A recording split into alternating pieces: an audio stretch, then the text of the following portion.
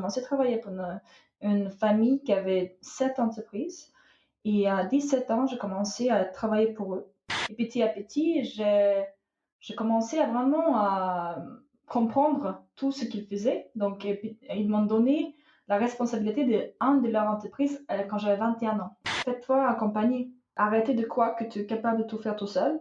Est-ce que tu penses que les émotions, ça nuit à notre productivité et d'une certaine manière, du coup, notre réussite?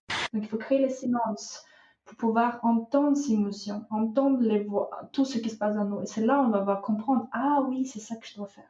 Vraiment la dernière fois où j'ai vraiment fait du sport régulièrement, je devais avoir, 14 ans quoi, donc ça commence un petit peu à dater. J'avais commencé un peu Freeletics, il y a 1 an. Donc Freeletics, c'est cette application où, on va vous donner des exercices à faire et c'est une application qui, j'ai pris du plaisir à la désinstaller. Chaque lundi, Systemator vous délivre des retours d'expérience, de l'inspiration, des outils et des conseils pratiques pour aider les créatifs à développer leur art, leur productivité et leurs revenus. Vous venez d'activer le Systemator. Installez-vous confortablement dans votre nouvelle vie de créatif. Bienvenue dans Systemator, le podcast qui attend 19 épisodes pour ajouter une touche féminine. Je suis Sébastien de 112ventes.fr et je suis avec Wesley de wesleyjoachim.com. Salut Wes. Hello Seb, salut à tout le monde. Aujourd'hui, on reçoit un invité, une invitée, la première invitée de Systemator, c'est Daria Vodopianova. Donc, tu es ukrainienne russe et tu as grandi en Suède. Et aujourd'hui, tu es conférencière notamment. Tu es intervenue dans 2 TEDx Talk, qui sont des grosses conférences dont on a parlé la semaine dernière un petit peu. Et tu t'es spécialisée sur le développement de ton réseau sur LinkedIn. Et notamment, tu as cofondé ces dernières années TUF Leadership Academy avec Sébastien Nunez, qu'on a reçu la semaine dernière. Et en fait, vous formez des infopreneurs, des coachs, des consultants, des gens qui veulent vivre un petit peu de leurs idées. Salut Daria. Salut Wesley et Sébastien, je suis très contente d'être avec vous. Merci de m'inviter. Bah écoute, c'est partagé. Alors, petite particularité, en fait, vous travaillez ensemble avec Sébastien. Oui, effectivement, moi je suis arrivée en France il y a presque 10 ans, j'étais Erasmus et premier jour en France, je sors de chez moi et je rencontre Sébastien. Donc ça va faire 10 ans presque 10 ans qu'on est ensemble, on est un couple, et ça va faire 8 ans on a des projets ensemble. Donc des projets, on a commencé avec un centre de formation à Toulouse, et puis on est parti en Australie, au Portugal, et là on voyage autour du monde, surtout en Europe. On essaie de pas trop partir loin parce que l'Australie c'était vraiment loin, donc on reste en Europe un peu. Mais voilà, on travaille ensemble et maintenant aussi en couple. Bah, parfait. Bah, du coup, alors on parlera peut-être un peu de ça si on a le temps, mais l'idée, c'est quand même avant tout de parler de toi, de ton parcours à toi. Donc voilà, si on a un petit peu de temps avant la fin du podcast, ça serait intéressant qu'on parle un petit peu de comment est-ce qu'on peut entreprendre en couple. Ah oui, Mais voilà, avec plaisir. parfait. Avant de rentrer dans le vif du sujet de cet épisode, je vous invite, chers, aux auditeurs, j'allais dire téléspectateurs, non, on n'est pas à la télévision, à aller, nous mettre un avis sur la plateforme de podcast de votre choix. Je pense notamment à Apple Podcast, et à Stitcher.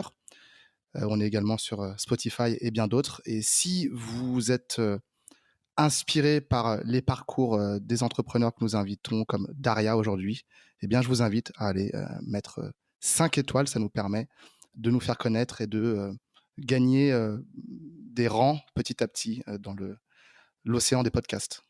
Eh ben parfait. Merci Wesley. Eh ben on va partir. Et avant tout, générique.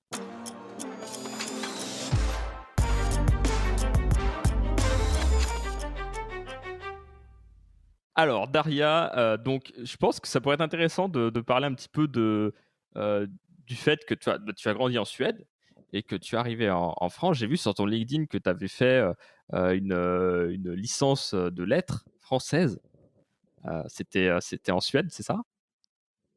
Oui, en fait, moi, j'ai commencé avec droit européen. Donc, je fais une licence de droit européen quand j'étais en Suède. Mais j'ai commencé en même temps J'étais entrepreneuse déjà à ce moment-là. J'ai commencé à travailler pour une famille qui avait 7 entreprises. Et à 17 ans, j'ai commencé à travailler pour eux. Et je faisais 10 jours pour mes premières vacances d'été où j'ai envie de gagner un peu de sous. Et ils m'ont bien aimé, ils m'ont gardé pour les week-ends, puis ensuite les vacances. Et petit à petit, j'ai commencé à vraiment à comprendre tout ce qu'ils faisaient. Donc, ils m'ont donné la responsabilité de leur entreprise quand j'avais 21 ans. Oui. Donc, j'ai géré une entreprise à 21 ans avec 5 bureaux en Suède, avec des employés, je faisais des fiches d'emploi, je faisais des recrutements et tout ça. Et en même temps, je faisais mes études du droit européen quand j'avais le temps. Donc, j'avais toujours mon téléphone avec moi et je répondais aux clients. C'était un peu, oui, tout en même temps, mais en fait, je me suis mis dedans directement. J'adorais tout le monde entrepreneurial, donc pour moi, c'était vraiment l'école de la vie. Après, le droit et les langues, c'était quelque part, je dirais, un plus une excuse de dire je vais faire mes études quand même. On ne saura jamais. Mais c'est assez fou parce que du coup, tu gérais une entreprise à 21 ans, c'est ça? Qu'est-ce Ouais.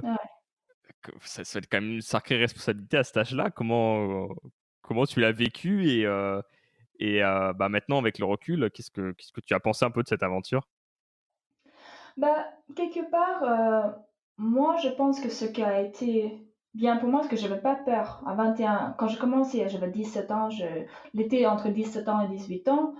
Ce que j'ai compris, c'est que, j'adore la créativité dans les projets entrepreneuriaux. J'adore travailler avec une famille comme ça, qui avait des idées tout le temps autour des tables et toujours au bureau et tout ça. Et j'avais pas peur de prendre la responsabilité. Donc, quelque part, j'avais vraiment eu la chance, je pense, et c'est un cadeau de la vie que j'ai eu mon premier mentor, Mirko, la femme qui gérait l'entreprise. Il est devenu mon mentor pour beaucoup d'années parce il m'a encouragé de grandir. Il m'a laissé la place. Il m'a demandé jamais quand est-ce que j'arrive ou quand je pars. Et le temps que j'arrive à gérer les projets, j'étais libre, en fait. Et donc, quelque part, le fait que chaque fois que quelqu'un partait en vacances, il disait, est-ce que, je ne sais pas à qui déléguer tout ça et faire quelque chose, je disais toujours, oui, je peux le faire. En fait, j'ai appris en en fait, personne n'a vu le venir quelque part parce que j'étais en train d'apprendre pendant les vacances, pendant les soirs. J'apprenais les tâches plus difficiles, mais en mode Kaizen, petit à petit. Et après 2 ans, 3 ans, j'ai commencé vraiment à pouvoir tout faire, en fait. Et du coup, il n'y avait pas aucune envie de déléguer à quelqu'un d'autre, alors que j'étais déjà dans l'entreprise, je savais déjà compris comment ça marche, je les connaissais très, très bien. Et donc, pour eux, c'était beaucoup plus facile de dire, tiens, on a un nouveau projet, on a envie de mettre quelqu'un et on a confiance en toi. Je pense que c'était à 12 ou 18 mois, j'ai augmenté le chiffre d'affaires et j'étais la seule, pendant la crise en Suède, j'étais la seule qui faisait des chiffres positifs, en fait, quelques mois de tous les 7 entreprises. Donc, il disait, on ne sait pas comment tu fais, mais continue comme ça. Et en fait, il me laissait faire parce que moi, je pense que j'ai ça dans moi. En fait, j'adore les clients, j'adore aider des gens, j'adore d'être en service. Et ils me laissaient faire, en fait. Et le moment que je suis partie, c'était le moment qu'ils ont fait venir des personnes d'extérieur qui devraient faire en plus, genre des consultants extérieurs qui devaient refaire l'entreprise en mode stratégique business, qui voulaient que je fasse des business plans. Et je lui dis, je ne vends pas des chaussettes, je ne vais pas te faire un business plan. Je dis au gars qui est 3 fois mon âge. Et là, j'ai senti que ça ne va pas dans le sens que je veux. Et donc, je suis partie, D'accord. en fait, parce que j'ai senti que je n'étais pas libre. Donc, en fait, moi, un entrepreneur, un businessman, c'est pas la même chose. Un entrepreneur, c'est un créatif. C'est vraiment quelqu'un qui a un feu intérieur, qui adore ce qu'il fait. Et un businessman, c'est peut-être plus stratégique. On peut être entrepreneur et businessman, ou businesswoman si on veut, mais ce n'est pas la même façon de réagir, en fait. On ne vit pas la même chose. Ouais, je vois ce que tu veux dire. Il y a un peu ce côté, bah, justement, sur les grandes entreprises qui étaient réputées pour être créatives. On pense, par exemple, évidemment, je pense à des boîtes comme Apple, où tu avais cette histoire avec le conflit avec Steve Jobs qui disait non, mais il faut pousser Mm. le max, c'est vraiment ce qui va fonctionner.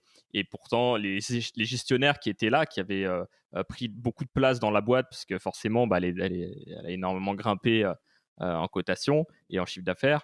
Et ben du coup, ils étaient en mode: «Ah mais non, mais tu vois bien qu'on perd de l'argent là-dessus, donc on peut pas faire ça», et jusqu'à qu'il se fasse lui-même virer de sa propre boîte. Donc c'est un petit peu ça que tu Mmh. veux dire? Je dirais que en fait, les fondateurs et les fondatrices sont des visionnaires souvent. On est des créatifs, on a un feu intérieur, on a une vision plus long terme. Après, ça donne pas toujours du sens aux personnes qui voient tout en chiffres et logique, mais en fait, c'est plus intuitif, le travail qu'on fait. Et ça se passe plus sur l'autre, l'humain, et comment on peut l'aider.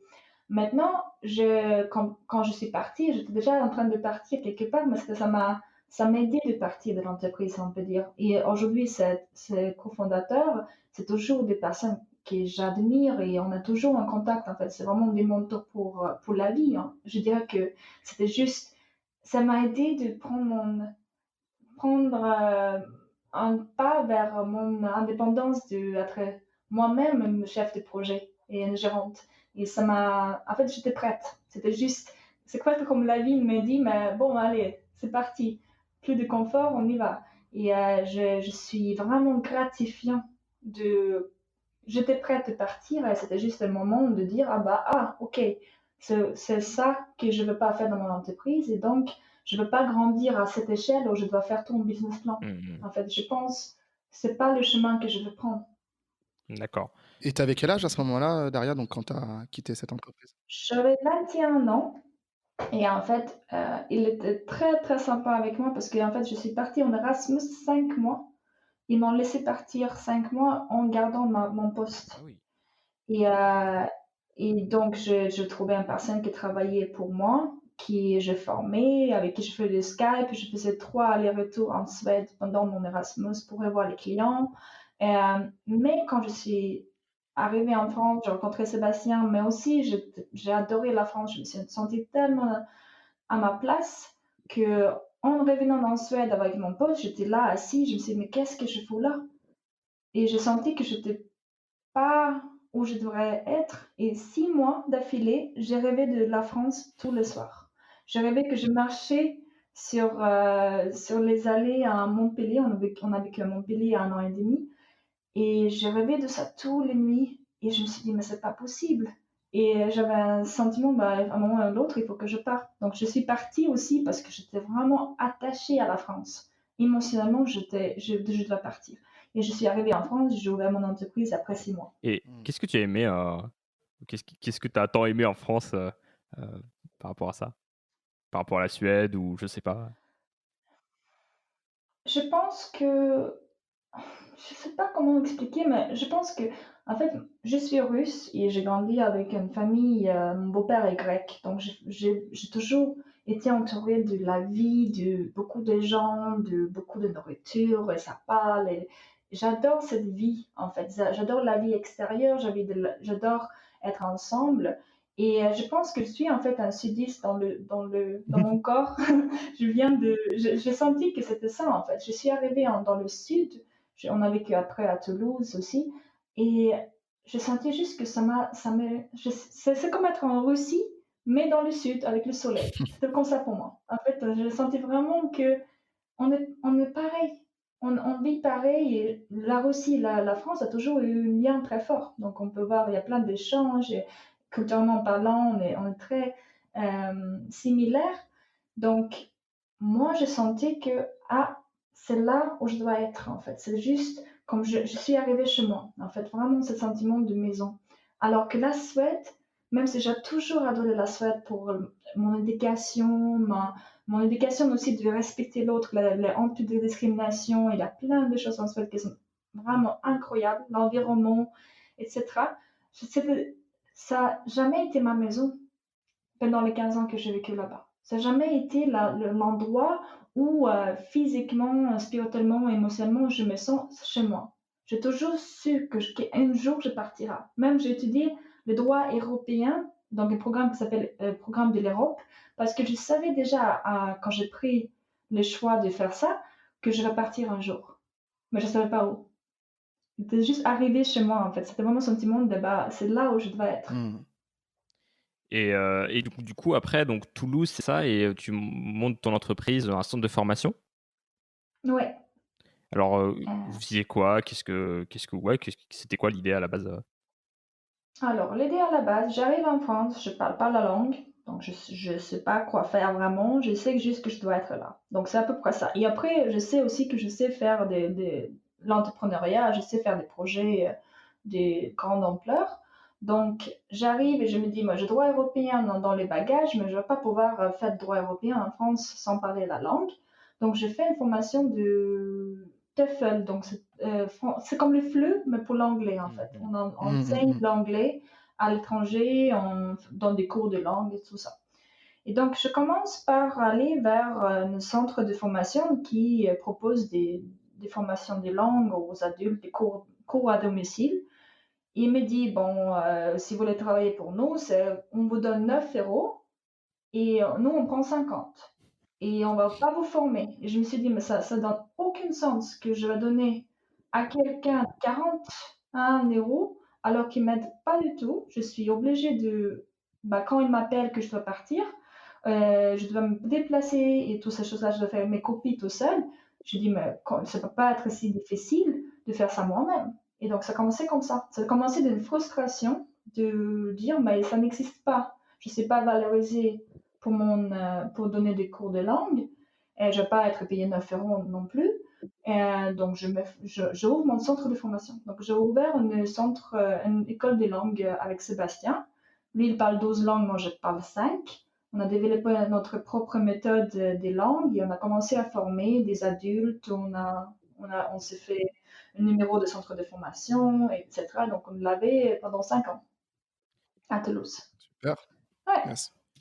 Mais du coup, vous aviez un local, vous faisiez ça chez vous, chez les clients? Comment ça se passait? On avait un espace chez nous. Après, moi, j'ai commencé à faire des cours en ligne. J'aimais bien ça. Donc, j'ai toujours adoré le digital. Et je me suis dit, mais je suis libre de faire ça sur Skype. Donc, parfois, même, je faisais ça quand il pleuvait, parce qu'à Toulouse, il pleut beaucoup. Je me suis dit, mais à mes clients, même pas besoin de venir chez moi. Il pleut, on le fait sur Skype. Et petit à petit, je me suis dit, moi, je peux prendre des clients à Paris. Vu que je faisais aussi les Suédois, j'avais des clients à Montpellier, un peu partout en Suisse. Donc, j'ai commencé à faire plus en ligne, mais après, on avait aussi des clients chez nous, à Toulouse. En même temps, j'ai fondé c'était que moi et Sébastien. Donc, moi, je me suis dit, j'ai envie de groupe, j'ai envie de vraiment, j'étais habituée de travailler avec plus de gens. Donc, j'ai fondé une association qui s'appelle la Caravane des langues. Ça existe toujours. Il y a un peu une quinzaine de bénévoles en France qui travaillent sur le projet. Ça va faire 4 ans maintenant, ou aussi pas 5. Et ça, c'était ma façon de faire un empreinte linguistique en France, de aider à la politique linguistique, qu'on détraumatise l'expérience. Et c'était un labo d'expérimentation. En fait, on a toujours eu des personnes, des artistes, on a une radio alternative une radio pirate depuis 4 ans. On a des gens de milieu théâtral, vraiment de tous les mondes, la journaliste, tout mélangé. Et on s'est dit comment on peut faire un déblocage linguistique ensemble. Et du coup, on a proposé des animations, des projets, des débats, on travaillait avec la mairie. Donc, on faisait plein de choses vraiment pour expérimenter. Et donc, ça, c'était cool aussi. Je faisais ça en même temps. La caravane des langues, c'est très mignon. Je suis sur votre site web là, Oui. je Ouais. découvre. Ouais. Du coup, tu arrêtes ça en 2017, c'est ça? Alors, on a arrêté ça 2015-2016. Ok.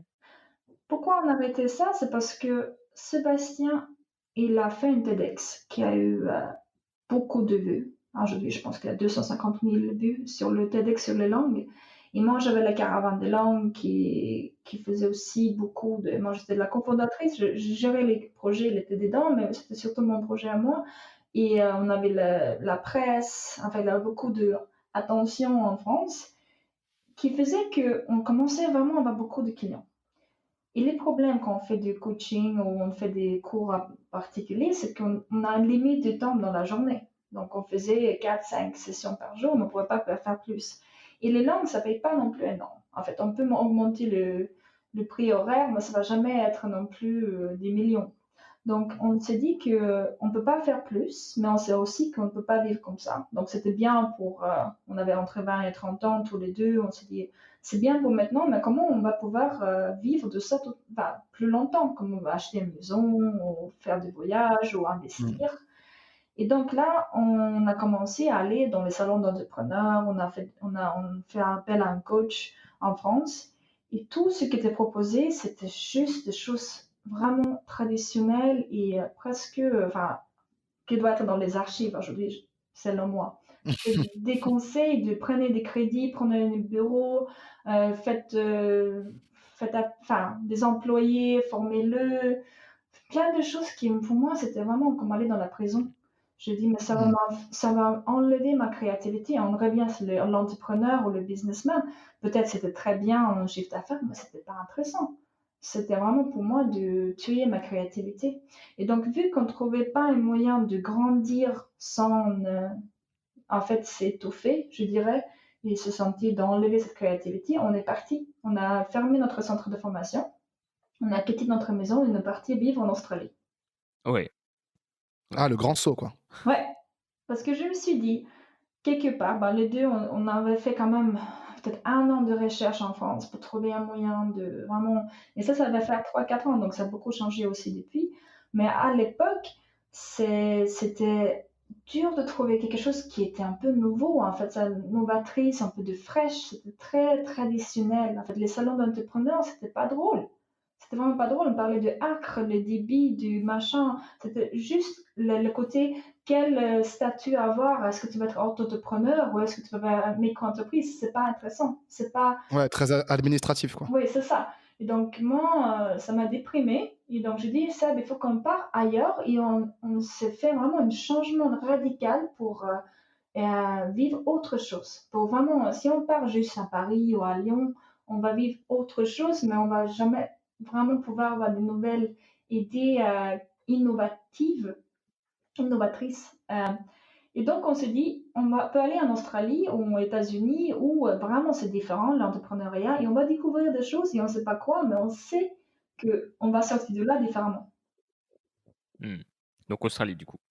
Et alors, est-ce que tu peux nous parler un peu de cette expérience?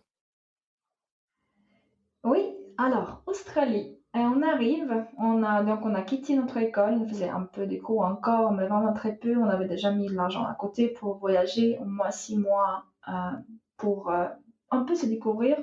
Ce qui était bien de partir comme ça, c'était que, en fait, personne ne connaît. Donc, on peut être qui on veut et on ne doit rien à personne. Et ça fait du bien qu'on a eu une entreprise depuis 5 ans. Et quand on cherche notre nom avec moi et Sébastien, on a un peu les rebelles linguistiques en France. On peut regarder ça et on a quand même...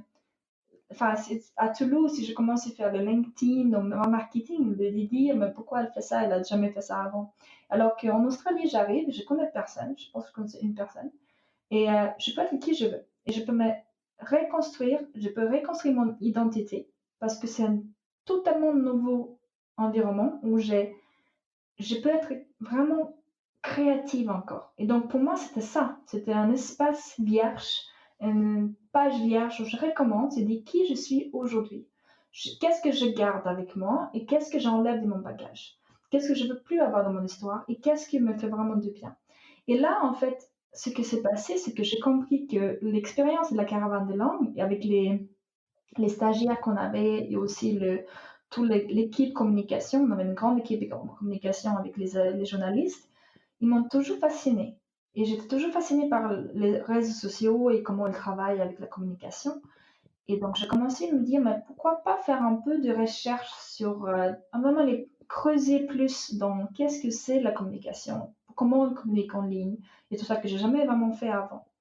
Et donc, à Melbourne et on était aussi un peu à Brisbane, j'ai pris le temps pour moi-même, découvrir les réseaux sociaux. Et vu que je suis formatrice et j'ai toujours formé des personnes, tout ce que j'apprenais, j'ai commencé à enseigner. Donc, mes premières formations que je faisais, des ateliers, je faisais sur donation dans les cafés, après dans les parcs. Après, petit à petit, j'avais 200 personnes qui venaient dans les parcs à Melbourne sur deux sessions parce que c'était un sujet qui les intéressait. Je commençais à donner des ateliers de réseaux sociaux aux artistes. Donc, tout ce que j'apprenais, je les formais parce que j'ai toujours été vraiment bien en formation. J'apprends quelque chose et après, je peux le reconstruire et expliquer à quelqu'un d'autre comment ils font et comment ils peuvent faire la même chose. Donc, c'est ça que je faisais pour moi-même, en fait, pour mieux apprendre tout ce qui est LinkedIn, Facebook, marketing, la vente en ligne. Et voilà, au début, c'était les créatifs parce que je me suis dit, j'adore les artistes, j'adore les créativités artistiques. Donc, je me suis dit, tiens, si vous voulez, je viens dans le parc mardi et vous pouvez venir et je vous donne une formation gratuitement, 2-3 heures. Et j'avais vraiment 200 personnes qui sont Comment on venues. fait un meet-up dans un parc quand il y a 200 personnes pour se faire entendre? J'imagine que c'est pas un peu compliqué. Alors, c'était 200 personnes sur 2 D'accord. fois, mais ce que je fais, la première fois, j'avais 40, 50 personnes, et là, j'avais des inscriptions qui arrivaient, et du coup, je devais former Sébastien pour qu'il puisse faire l'atelier en même temps. Donc, je lui ai donné je lui ai dit, tiens, je l'ai vraiment fait une speed formation de dire, voilà, c'est ça qu'il doit de donner comme information, voici l'exercice. Donc, en fait, il m'a aidé de faire ça la deuxième fois parce que je ne pouvais plus tenir l'équipe. Enfin, j'avais 50 personnes, il avait 50, ça marchait. Et grâce à ça, en fait, grâce au fait que je n'ai pas entendu devant un loco, c'était l'hiver, non, c'était Noël et les vacances d'été, parce que c'est un peu l'autre sens à Melbourne. Du coup, en Australie, il y avait personne qui travaillait, donc les vacances d'été en plus Noël, personne n'est là, je ne peux pas trouver un bureau, on vient d'arriver, je vais donner des ateliers. Et en fait, grâce à ce truc que j'ai fait dans le parc, il y a une femme qui était dedans, qui a dit, qui était dans un atelier, une galerie d'art à Melbourne, une des plus grandes, des plus connues dans une coin vraiment très important pour la créativité, pour l'art, qui a parlé à la femme qui gérait la galerie d'art en disant qu'il y a une femme qui est assise dans le parc, qui donne des ateliers, je pense que ça va être très bien pour vous. Donc cette femme m'appelle de la galerie d'art il m'invite de commencer à donner 2 fois par mois des ateliers chez eux. Donc ça a commencé vraiment comme ça. Et petit à petit, je rencontre des bonnes personnes. En fait, je me suis mis dans le mouvement. Donc, pour les gens qui écoutent cet épisode, qui se demandent c'est quoi l'histoire, la leçon d'histoire, c'est n'attendez pas. Parce que moi, j'attendais pas du tout que quelqu'un me donne la place. Ça commençait vraiment il y a personne qui me donne un local, je vais dans le parc. J'attends pas. Et ça donnait une ouverture vers cette galerie d'art. Et après, ça donnait aussi mon livre, donc le livre que j'ai publié l'année dernière sur la créativité, les artistes et les réseaux sociaux. Donc, je peux vous raconter cette histoire aussi, si ça vous intéresse. Bah, ça tombe bien, on voulait te poser des questions sur ton livre. Ok. Donc, ça, c'était aussi une super histoire. Donc, moi, j'arrive, c'était là, après 2 mois en Melbourne, on a passé 5 mois en Melbourne, un an en Australie. Et donc, un week-end, en fait, pendant le week-end, il y avait beaucoup de séminaires. Et il y avait des séminaires d'une journée gratuite. Il y avait une journée d'entrepreneuriat. Et du coup, c'était une espèce de workshop de 8h du matin à 18h du soir. C'est gratuit. Après, ils vendent leur programme derrière. Mais déjà, juste en assistant dans la journée, on reçoit énormément de conseils et aussi on rencontre plein de gens. Donc, c'était le samedi, je me suis inscrite et j'avais pas envie de tout aller parce que quand on travaille la semaine avec les projets, puis on va faire ça toute une journée, je dis bon, allez, j'y vais, mais je peux toujours rentrer.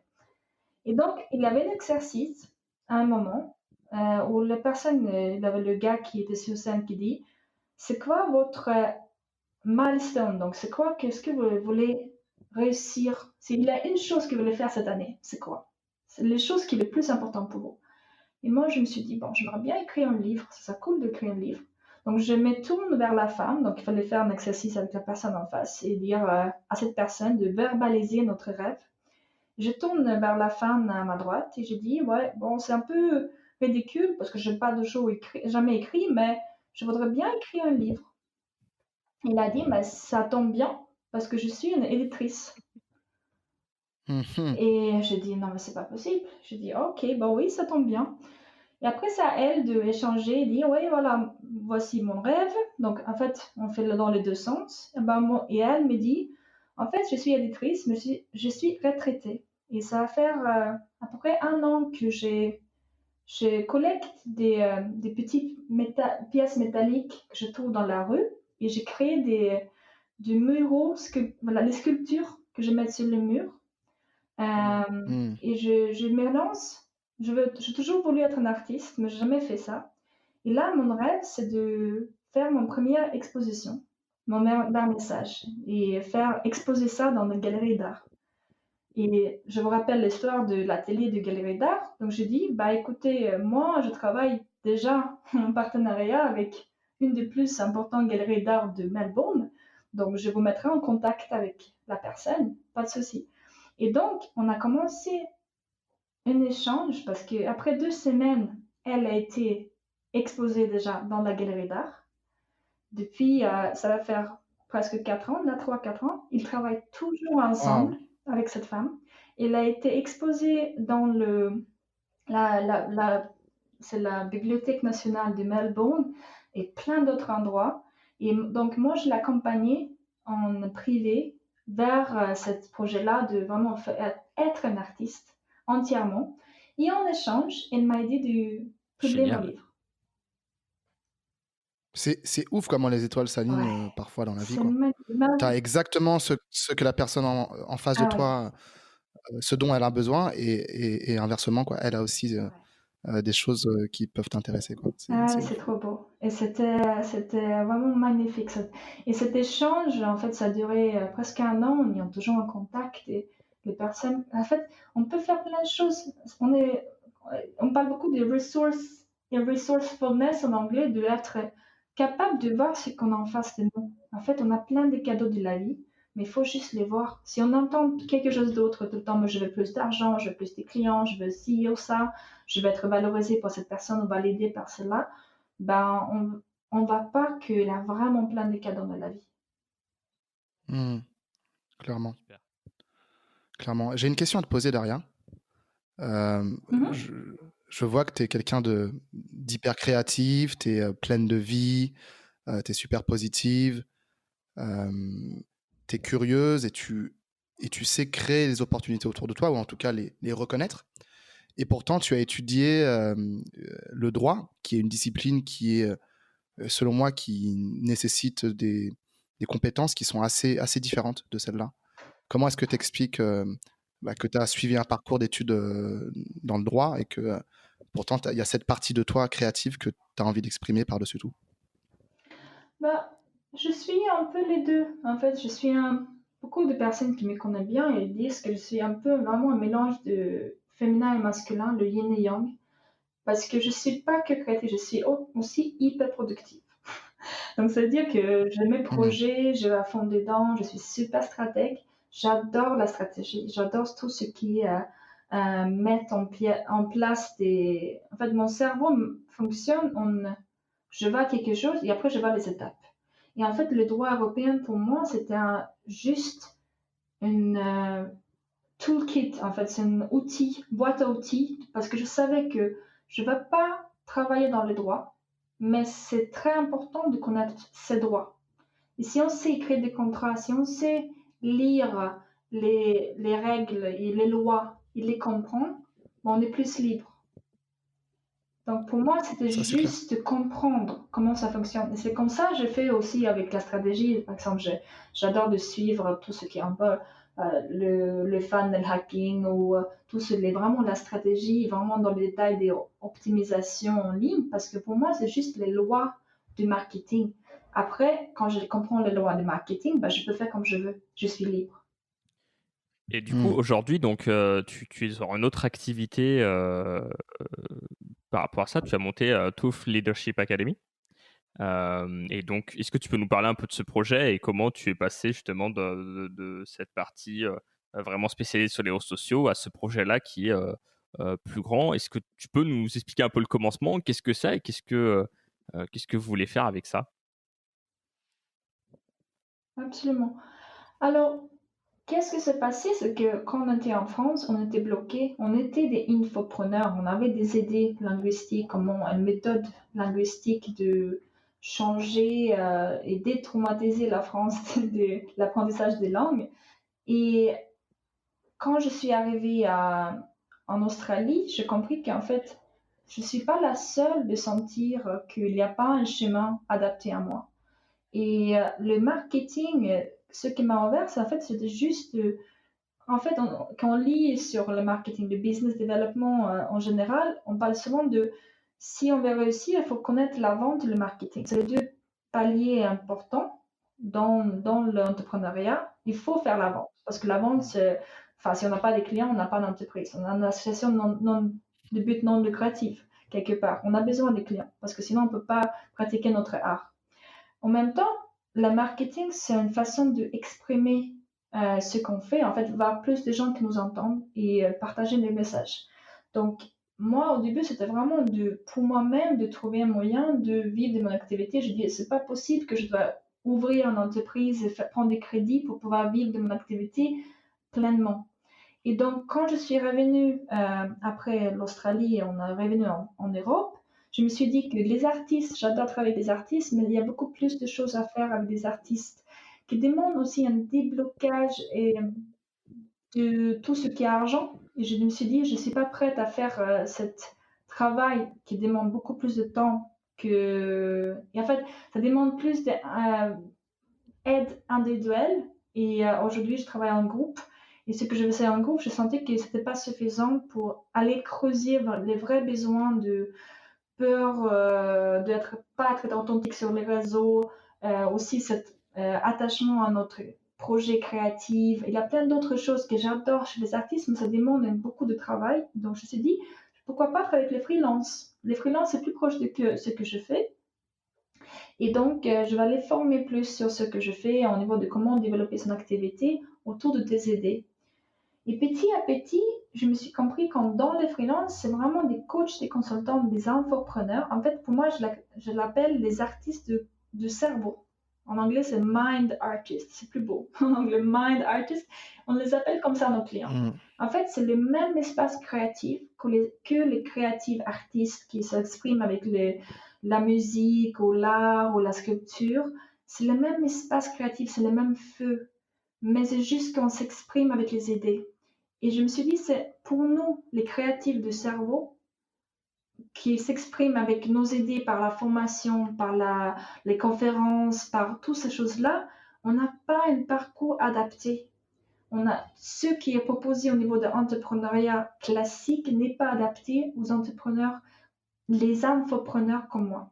Et donc, c'était cette besoin pour moi et que ce que j'ai appris en Australie, j'ai développé au niveau de méthodes grâce à ça, qui m'a permis de commencer vraiment à former des gens plus sur comment je vis de ce que je fais en fait, comment je vis de mon activité pleinement. Et petit à petit, je suis allée de que faire de partie marketing, qui est très important pour moi, de faire aussi le marketing plus la vente. Et donc aujourd'hui, ça est devenu plus grand. On a trois, dans Thought Leadership Academy, on travaille sur trois parties. Donc, c'est la partie, le marketing, on utilise LinkedIn parce que c'est plus efficace. Ça va beaucoup plus rapidement que Facebook et Instagram pour les personnes qui sont des infopreneurs. Ensuite, on travaille sur la prise de parole, la communication. Et troisième partie, c'est le leadership intérieur. Donc, qui on est vraiment à l'intérieur. Et en fait, on dit souvent que c'est une école de super-héros. C'est c'est une business school moderne pour les super-héros, pour les personnes qui vont changer le monde. Ouais, Super-héros. c'est des super-héros modernes qui vont changer le monde, parce que les idées, c'est l'innovation. Donc, si on aide les personnes qui ont des idées, qui vont sur les scènes, qui vont faire des ateliers, tous les magiciens de leur idée, si on aide ces personnes de vivre pleinement de ce qu'ils font, qui peuvent vraiment avoir une entreprise autour de ça et être payés pour ça, ben là, on a fait un grand impact. Donc, c'est ça qu'on fait aujourd'hui. C'est ça la raison du parcours, c'est ça donne du sens. Super. Ouais. C'est beau et c'est super, super inspirant et je trouve que ça fait sens effectivement à la fois dans le cadre de ton parcours à toi et puis de celui de Sébastien Nunez qu'on connaît un petit peu, hein, ton conjoint. Et et aussi par rapport à un réel besoin sur le Ouais, marché. il a vraiment besoin de ça. Aujourd'hui, il a tellement de coachs, enfin tout le monde est coach déjà. Donc, on n'est pas des chômeurs, on est des entrepreneurs. Donc, ça, c'est la première étape. Après, de ça, on est des coachs, mais coach de vie ou coach de business. Mais il y a plein de coachs que je raconte qui n'ont jamais été payés pour le coaching. Et ça, c'est un problème. Parce qu'il faut pouvoir vivre de ton activité. Pourquoi c'est important? C'est Bien que sûr. si tu ne peux pas vivre de ton activité, tu n'es pas créatif parce que tu es stressé. Financièrement, si tu n'es pas stable, tu ne peux pas être pleinement créatif et tu as peur d'être créatif. Deuxièmement, c'est que tu dois prendre un travail à côté qui n'est pas le projet dont tu rêves vraiment. Tu ne fais pas le plus grand impact parce que tu n'es pas en train d'utiliser ton art, ton talent. Donc, tu n'aides pas le monde à ton pleine forme, en fait. Tu peux aller plus loin si tu es vraiment en train de faire dont tu dois faire dans ce monde. Ouais, quand tu es dans ta Oui, pleine puissance, quand tu es dans ton plein potentiel. exactement. Et donc, c'est Ouais. ça qui est important pour nous.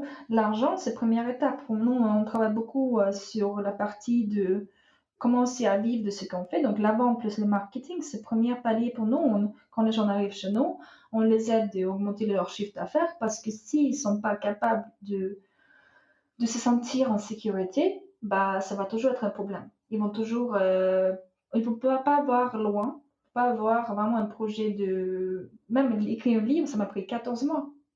On ne peut pas faire ça quand on n'est pas stable économiquement, parce qu'on est toujours stressé, donc on va faire des choix qui ne sont pas les Justement, meilleurs pour nous. c'est un sujet qui moi me parle beaucoup. C'est vraiment cette question, mais comment est-ce que tu fais pour passer vraiment de 0 à 1, quoi, en quelque sorte? Comment est-ce que tu fais vraiment pour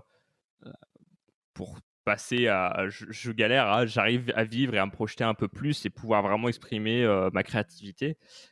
Toi, généralement, c'est quoi les conseils que tu Mm. donnerais à quelqu'un qui est un peu dans cette situation, qui a déjà commencé son entreprise, mais qui n'est pas à un stade non plus où il peut se dire, il peut faire des projections sur l'avenir, où tout est un peu fragile. Euh, Qu'est-ce que tu lui dirais? Mm. Bah, c'est comme, euh, c'est comme Karate Kid et Rocky, en fait. Il faut s'entraîner. Il faut s'entraîner le mental, discipliner les mentales. On peut faire en étapes. On peut dire, qu'est-ce que tu peux faire toi déjà? Premièrement, tu dois être responsable. Personne ne te doit rien. Ni l'État, ni les clients, ni tes amis, ni ta famille, personne. Et donc, tu es responsable de faire le premier pas. Donc, il faut arrêter d'attendre que quelque chose tombe du ciel parce que ça ne va pas tomber. Donc, quelque part aussi, une reality check, parfois c'est important. C'est notre mental qui va nous dire des choses qu'on n'est pas capable. Tout ça, il faut s'entraîner de croire en nous, la confiance en nous, de dire que je suis capable, créer des routines, sortir de la maison, le physique, s'entraîner en fait vraiment en mode bootcamp. Qu'est-ce que je peux faire pour être en pleine puissance dans mon corps, dans mon physique, dans mon mental. Donc être conscient de nos émotions, de ce qu'on passe, par quoi on passe. C'est normal qu'on se sente fatigué, c'est normal que les choses ne marchent pas tout le temps, mais ça c'est la première chose. Vraiment se dire, ok, qu'est-ce que je fais tous les jours pour m'entraîner? Par exemple, ce matin, je me suis réveillée à 7h30. C'est pas mon habitude, mais je me suis dit non, mais je vais vraiment travailler sur ça. Une autre chose que je fais, c'est faire 30 jours sans sucre pour travailler mon mental, de dire bah, je suis capable de contrôler ce que je mange. Ou les douches froides, enfin plein de choses qu'on peut faire en fait. Vraiment de commencer à jouer sur je ne suis pas mes émotions, je suis plus fort que ça. D'être fort mentalement, c'est très important parce que ça demande une résilience, ça demande vraiment, ce parcours-là, c'est pas juste oui, c'est cool d'être entrepreneur. Non, si tu es entrepreneur, ça demande aussi de vraiment être dedans dans ton projet. Donc, crois en ça. Donc, ça, c'est la première chose. Deuxième chose, ça peut être très bien pour toi, mais si ton entourage ne croit pas en toi, et ça je vois souvent, il faut changer des amis. Ça, c'est très important. Donc, tu peux les garder. Tu peux les garder, les amis, mais essaye d'être entouré de gens qui sont vraiment assez, enfin, aussi fous que toi, quelque part, dans leur projet. Des créatifs qui ont aussi leur feu intérieur. Ne te t'entoure surtout pas autour de gens qui ont de peur, qui vont mettre sur toi. Souvent, j'entends dans genre, ouais, j'ai envie de créer cette entreprise, et les amis ils disent, ouais, mais tu sais, c'est difficile en France, et du coup, on rentre dans ce parcours-là. Mais du coup, la personne, il croit plus à ses projets, même s'il a eu confiance le matin, il se réveille, il est à fond, il a une routine matinale qui est très forte et c'est auto-boost. Si ton entourage n'est pas bien pour toi, bah là, c'est un problème. C'est pour ça qu'on a créé d'ailleurs le Tribe Year, notre expérience on prend 100 personnes par an. C'est parce que c'est pas que apprendre les outils, c'est aussi être entouré des gens qui sont très très forts et qui veulent aussi vivre une belle expérience, ils veulent aussi être en pleine puissance. Donc nous, on crée ça pour les gens aussi. La communauté, là, vraiment, c'est très important en fait, parce qu'on ne peut pas faire ce qu'on fait sans des masterminds, des coachs, des entourages, des skill sharing, de toutes ces choses qu'on fait. Utiliser les groupes pour nous mettre en pleine forme. Et troisième chose, c'est faites-toi accompagner. Arrêtez de croire que tu es capable de tout faire tout seul. Moi, quand j'ai commencé, j'ai eu un mentor, j'ai eu vraiment la chance de voir quelqu'un qui m'a aidé au début, mais j'ai pris beaucoup de temps, et un peu trop de temps d'ailleurs, de faire des formations, commencer à lire des livres, me faire coacher, faire des investissements dans les séminaires. Et l'apprentissage, la transformation, l'immersion, ça fait un changement énorme et ça fait un retour d'investissement. Il ne faut pas dire quand moi je n'ai pas l'argent pour me former, bah si tu as l'argent de te former, si tu arrêtes de dépenser de l'argent sur des choses inimportantes. Et déjà, te former, c'est peut-être 10 € pour un livre. Donc, ce n'est pas une excuse. Dire, je vais prendre le temps de lire un livre sur un sujet. Les livres, c'est plein de cadeaux, de choses que les gens ont appris, qu'ils partagent avec nous. Et on prend juste le temps de les lire. Mais souvent, on regarde plus Netflix. Donc, on a le temps, on a l'argent. Donc, on a 10 € d'investir dans la formation. Et après 10 €, on peut peut-être investir 200, etc. On monte avec les dépenses qu'on fait. En fait, de vraiment faire un petit budget de 10% par mois sur l'investissement de nous-mêmes. De dire qu'est-ce que je dois faire en ce moment. Par exemple, moi, je viens de m'acheter, ça va faire presque 2 ans que je veux faire une formation de cours en ligne. Donc, je vais me former plus dans les cours en ligne.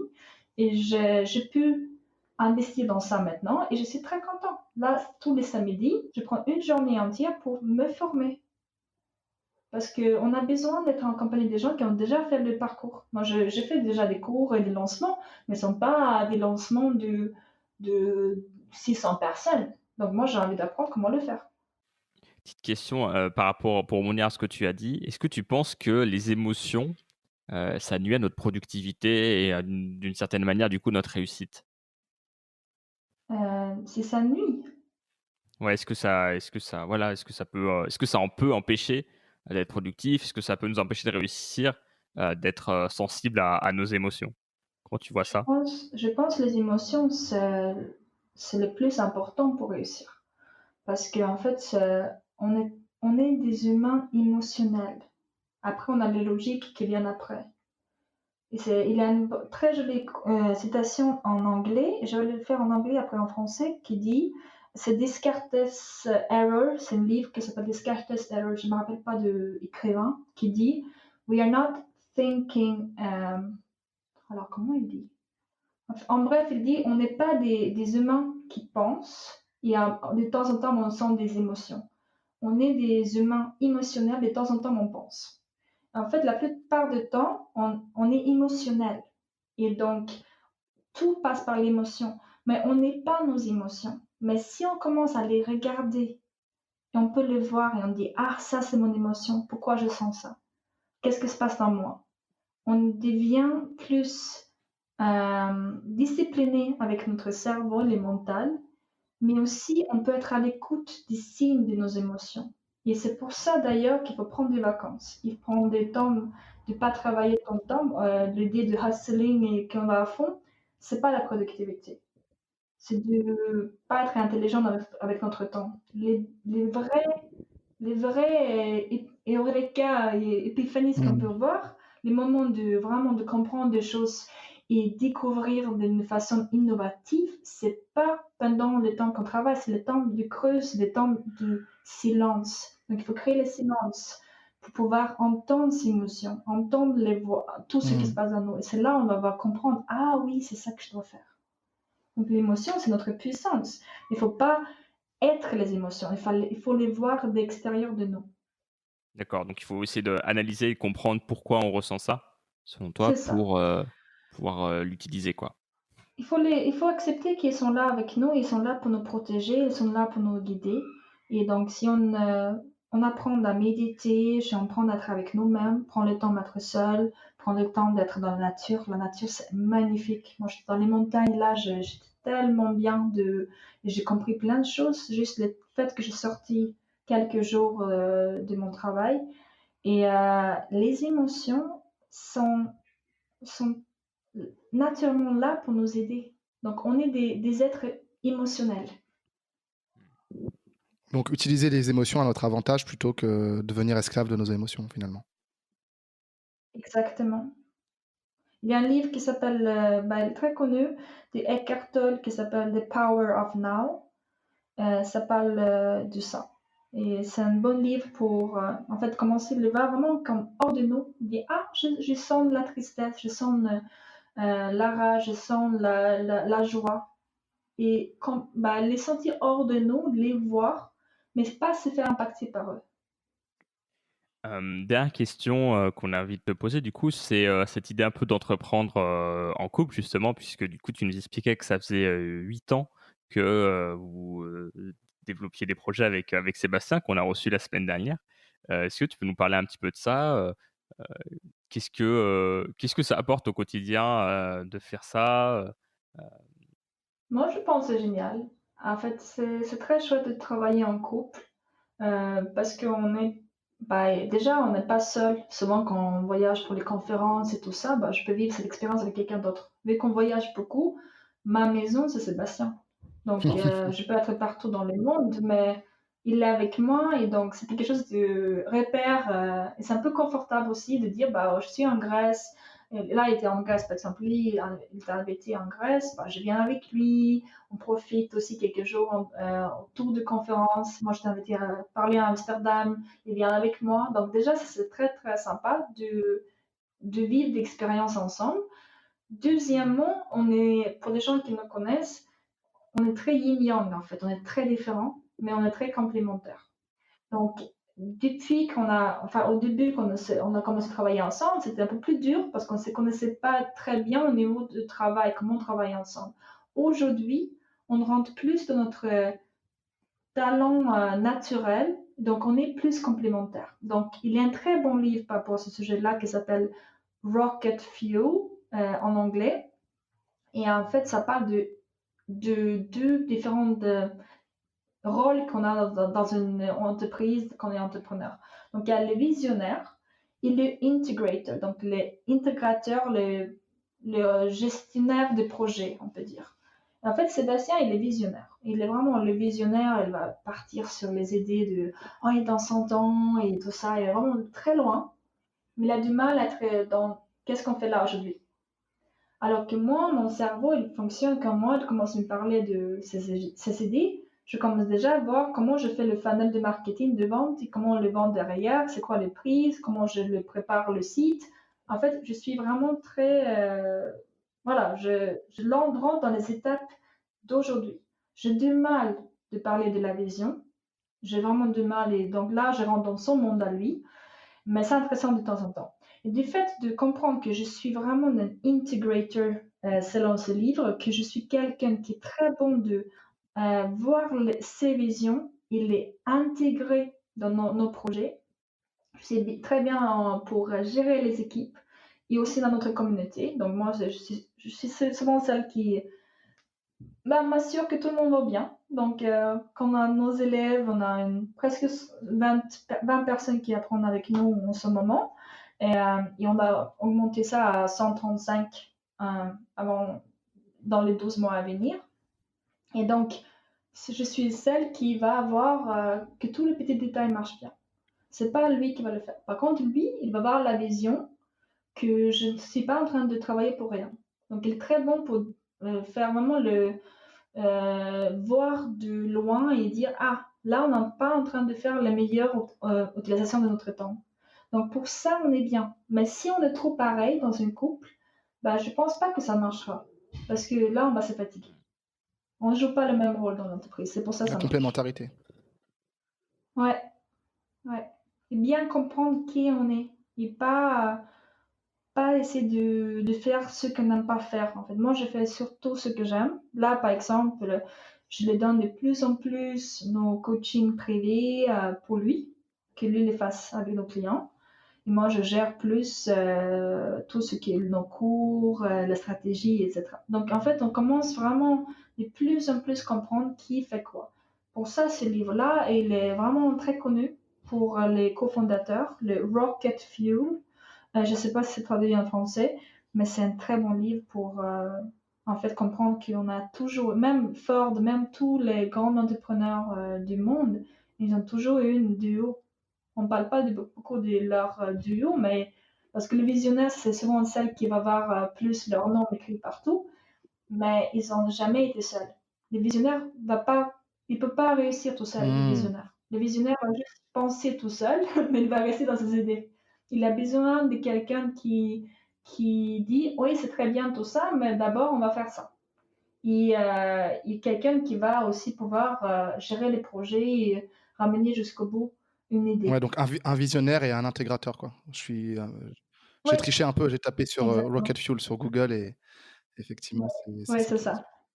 On vous mettra toutes les références de toute façon dans les notes de l'épisode. Bah écoute, un grand merci Daria pour ce partage un peu d'expérience. Je sais pas si tu voulais rajouter quelque chose avant qu'on passe au truc de la semaine. Bah écoute, c'était vraiment super sympa et merci beaucoup de m'avoir invité. Je suis très contente de passer ce temps avec vous et j'espère vraiment que ça a bien donné de la valeur pour les personnes qui écoutent cet épisode parce que c'est ça le plus important, que ça donne du sens et qu'on peut faire quelque Eh chose ben, avec. merci beaucoup à toi. Tu restes avec nous pour le truc de la semaine. Juste avant, je vous rappelle que si vous voulez soutenir cette émission Systémator, il y a un épisode qui sort tous les lundis. C'est sur toutes les plateformes de podcast, Spotify, Deezer, Apple Podcast, Stitchers. Et vous pouvez également nous mettre des évaluations à 5 étoiles sur la plateforme que vous utilisez, notamment si vous êtes sur Apple Podcast ou Stitchers. Vous pouvez également nous laisser des commentaires, on les lit. Et si le lundi midi, vous ne savez pas quoi faire, et que vous cherchez des vidéos avec lesquelles manger, par exemple, vous avez envie d'écouter du contenu intéressant, eh bien Systémator est diffusé en direct sur YouTube, sur Sébastien Boer, 112 ventes. Sur YouTube, vous devriez trouver assez facilement et on diffuse les Systémators en direct. Voilà, et c'est tous les lundis. On va passer au truc de la semaine, mais avant tout, générique.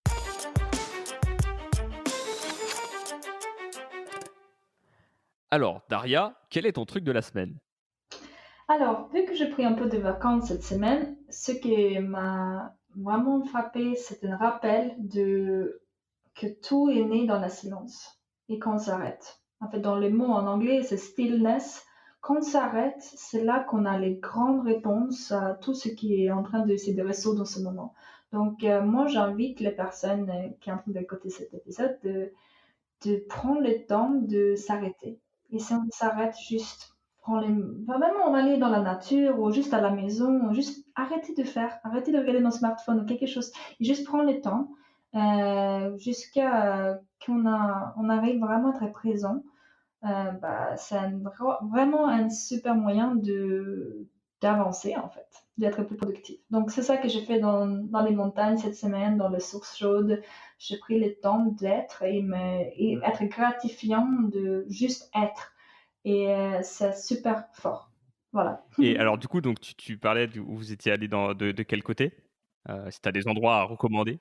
Alors on était dans Alors, si vous êtes en France, dans les Pyrénées, c'est magnifique. Donc, il y a plein de thermes chauds. Donc, moi, on a été à Axe-les-Thermes. C'est hors saison en ce moment, c'est très chouette. On peut passer, ça coûte pas très cher. On a passé 4 heures dedans avec ça. Donc, ça, c'est très bien. Et puis, aller dans les forêts, moi, j'adore les montagnes. Donc, si voir qu'est-ce que vous aimez le plus, si c'est la forêt ou les montagnes ou la mer, aller vers les lieux qui vous ressourcent, aller vraiment arrêtez de regarder votre smartphone et répondre à tous les mails, ça peut attendre. Tout peut attendre. Il n'y a pas de crise. Il n'y a jamais de crise. Tout peut attendre 24 heures. Donc, allez-y, prenez le temps pour vous parce que c'est là où on va se recentrer, on va enlever le stress, on va être plus serein et on va être plus productif grâce à ça. Très bien. Wesley, est-ce que tu es déjà allé un peu dans les Pyrénées, tiens? Jamais. J'ai déjà visité le sud-ouest, mais plus côté côte au sud de Bordeaux et au nord de Bordeaux. Mais j'ai jamais vraiment fait les Pyrénées et c'est vrai que ça a l'air hyper bien comme destination. Donc, je pense que, comme Hmm. le disait Daria un peu plus tôt, le meilleur endroit où on puisse se trouver, c'est au calme avec soi-même, quoi. Et peu importe l'environnement, même si l'environnement aide, c'est sûr que c'est mieux d'être proche de la nature pour cela. Mais arriver effectivement à retrouver sa place intérieure, se recentrer. Et c'est là que les idées émergent. Alors j'enchaîne du coup, Wesley, quel est ton truc de la semaine à toi? Alors mon truc de la semaine, moi, il est beaucoup plus concret, enfin concret, plus chiffré en tout cas. J'ai envie de dire 11 000 euros. 11 000 euros, c'est le montant d'un devis qui a été signé par un prospect. J'en parlais dans un épisode précédent. Et, et donc, voilà, 11 000 euros de chiffre d'affaires qui vont rentrer dans les prochains mois pour une prestation, une rédaction SEO. Et c'est arrivé parce que une pote qui bosse pour eux déjà m'a mis en contact avec cette entreprise-là qui cherche quelqu'un en freelance. Donc, voilà, c'est une très bonne nouvelle pour moi, pour bien terminer l'année. Et c'est marrant quand même que le fait de recevoir de l'argent comme ça, un coup de pouce, même je pourrais dire du destin, ça me, ça me remotive et ça me redonne envie d'aller créer davantage de valeur. Et justement, j'en profite aussi pour ajouter que je participerai à l'événement de Daria et Sébastien mi-octobre à Majorque. Je ne sais pas si c'était secret, Daria, ou si je peux en parler, Tu peux en parler. mais, euh, mais Oui. voilà, c'est marrant parce que Sébastien m'a appelé il y a quelques jours ou quelques semaines, je ne sais plus exactement, mais c'était il y a voilà, peut-être 2 semaines, pour m'en parler. Et il m'a dit, ouais, ton investissement, tu vas pouvoir le rentabiliser, c'est ça l'idée. On va travailler sur la manière dont tu te présentes et comment concrètement tu vas pouvoir gagner plus d'argent en étant davantage centré. Et boum, je gagne déjà plus d'argent avant même d'avoir commencé ce stage. Donc voilà, ça m'encourage à donner plus et à faire davantage confiance et à prendre l'argent, c'est un fluide aussi, c'est quelque chose, c'est un flux. Et c'est important aussi de comprendre que c'est en le faisant circuler qu'on en a plus, en faisant circuler euh, les bonnes énergies aussi. C'est-à-dire qu'il y a l'argent, mais il y a euh, garder des bons contacts avec des personnes. Par exemple, le fait de donner une commission à quelqu'un qui nous apporte un client, ou le fait de croire en quelque chose, en un projet, de dire ok, Sébastien Daria, je vous suis, j'y vais.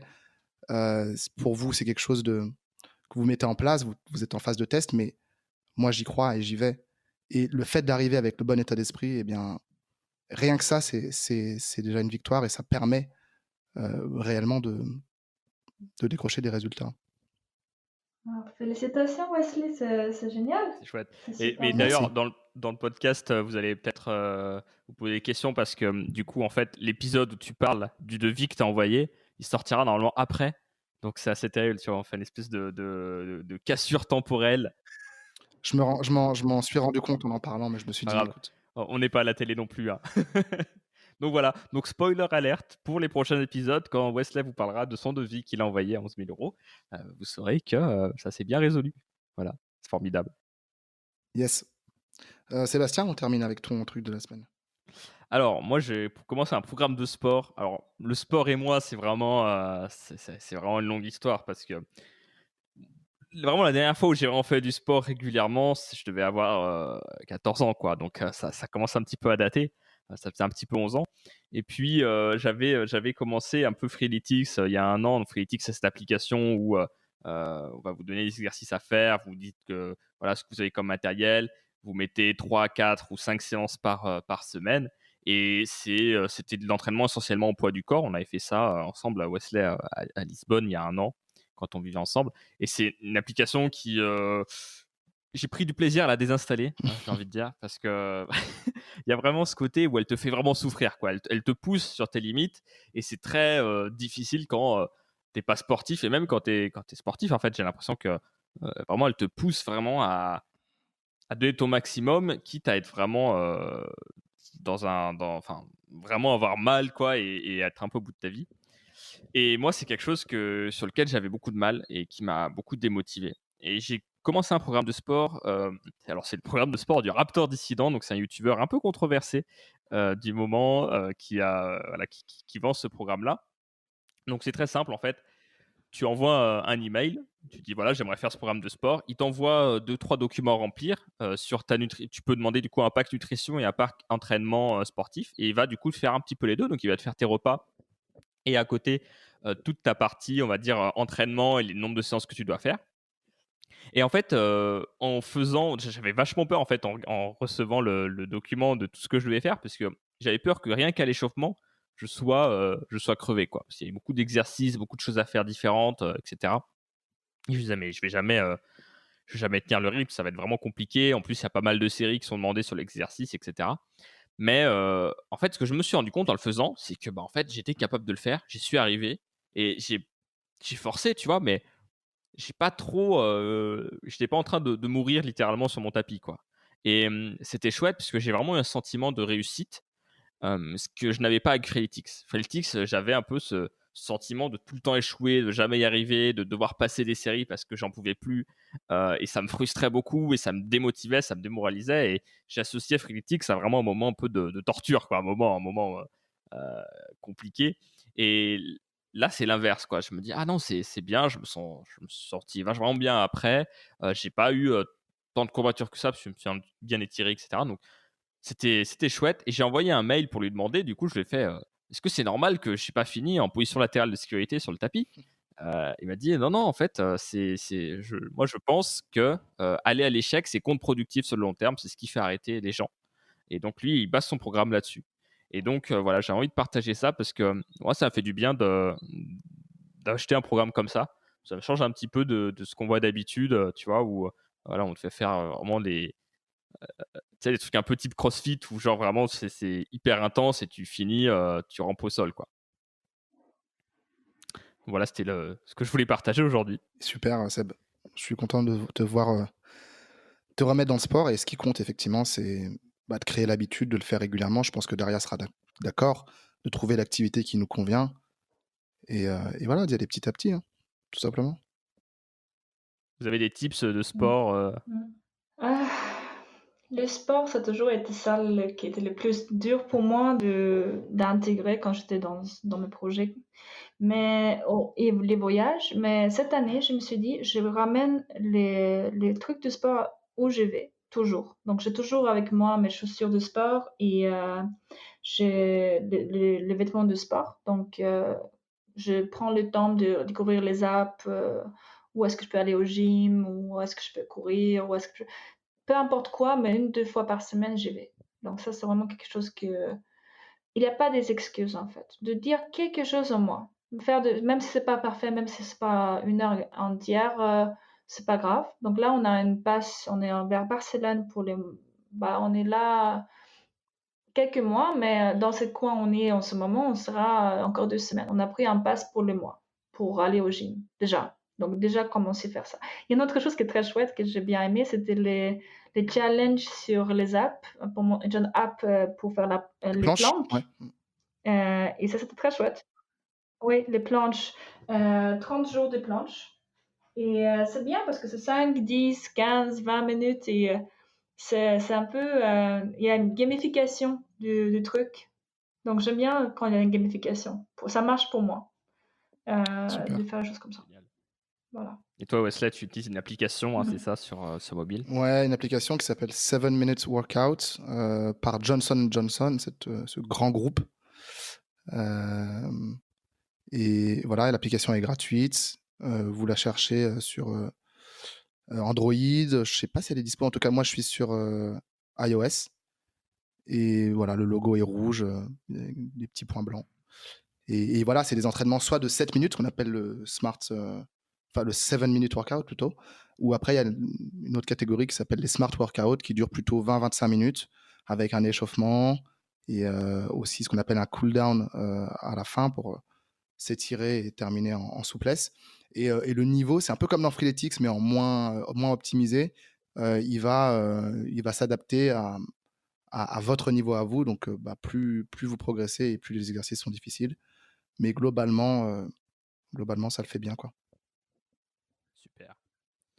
Eh ben, merci à vous pour tous ces partages. On va mettre tout ça évidemment dans les notes de l'épisode. On vous remercie également de votre fidélité à écouter Systemator. Vous êtes de plus en plus nombreux chaque semaine et ça nous remplit de bonheur. Donc, on se retrouve du coup lundi prochain sur Systemator. Et voilà, merci beaucoup Daria d'avoir accepté notre invitation. Oh, avec Super. plaisir. C'était super Où est-ce qu'on sympa. peut se Merci retrouver beaucoup. si on veut suivre ton actualité et justement, est-ce que tu as une actualité en ce moment? Alors, le plus simple, c'est vous tapez sur Google dariav.com et vous arrivez directement sur mon LinkedIn. Et vous m'écrivez un petit message que vous avez écouté cet épisode et on peut vous envoyer soit les trucs gratuits au niveau de comment trouver son talent intérieur ou c'est LinkedIn. On a plein de cours et ressources gratuits en fait. Donc, faut juste dire qu'est-ce que vous cherchez, qu'est-ce que vous bloque aujourd'hui de vraiment vivre de votre activité et on vous guidera vers les bons chemins. Eh bien, c'est parfait. On mettra également le lien dans les notes. Et puis, merci Wesley. Et puis, on se dit à la semaine prochaine. Merci Seb et merci à vous qui nous écoutez. À bientôt. Ciao, ciao.